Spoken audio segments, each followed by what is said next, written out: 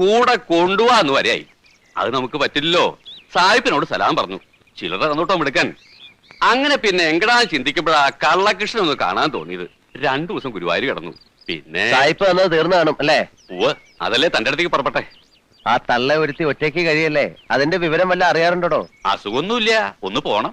വാര്യരോട് പറഞ്ഞ് ഞാനൊരു money order അയച്ചിരുന്നു, കിട്ടിയിട്ടുണ്ടാവും. സ്വന്തം മോനായ എനിക്ക് വേണ്ടിയല്ല, തനിക്ക് വേണ്ടി അവർ പ്രാർത്ഥിക്കണേ. നന്ദിയുള്ള കൂട്ടത്തിലാ. ചെല്ലേ, കഥകളൊക്കെ വയറ്റി വല്ലം ചെന്നിട്ട് ആദ്യം വിസ്തരിച്ചൊരു കുളി, പിന്നെ നന്നായിട്ടൊരു ഊണ്.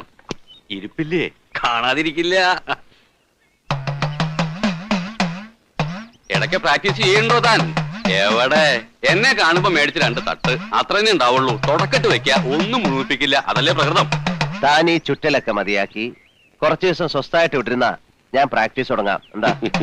ആഗ്രഹില്ല തന്റെ കൂടെ കഴിയാന്ന് പറഞ്ഞാല് എനിക്കും പലതും പഠിക്കാനുള്ള അവസര.